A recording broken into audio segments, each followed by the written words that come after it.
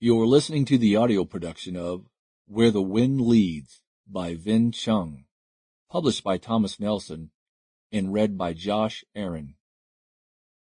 A few years ago, a young dermatologic surgeon contacted me with something important to say.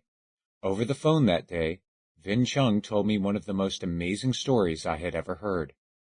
This story is so precious to me because, as the president of World Vision US, I work to change the lives, literally, of millions of children every day. But I rarely hear the rest of the story 30 years later. The story of Vinh Chung is what I hope and pray for every vulnerable child. The story you are about to read is the one I was told. It is the thrilling account of Vinh Chung and his family's harrowing journey from Vietnam to the South China Sea, to the Deep South in Arkansas, and eventually to the halls of Harvard. It is the story of a family who faced political persecution, who were forced to leave behind everything they had and take incredible risks to start a new life. Vinh's family, miraculously, began their new life from scratch, relying on their resilience and determination, learning a new language and starting new jobs. And then Vinh and his brothers and sisters achieved far more than most families ever dream for their children. You'll also see that Vinh and his family couldn't have made this journey alone. All along the way, good people and many good Christians intervened with a helping hand.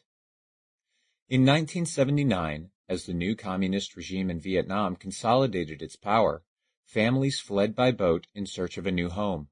Yet when the lives of hundreds of thousands of these boat people hung in the balance, most of the world decided to look away. Governments, politicians, and citizens wanted to forget the tragedy in the South China Sea. But World Vision's president, Stan Mooneyham, believed he must do something. He believed that God hadn't turned his face from those who were suffering. So Mooneyham wouldn't allow the world to turn away. When he couldn't get others to help, he set out onto the open seas himself. Mooneyham believed that God didn't create any throwaway children, that we cannot look away when people are suffering.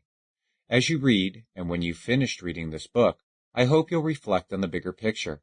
We live in a world where hundreds of millions of children like Vinh Chung have been driven from their homes in the last 2 decades. Even now, at this moment, children are being driven from their homes in places like Syria, Central African Republic, and the Philippines.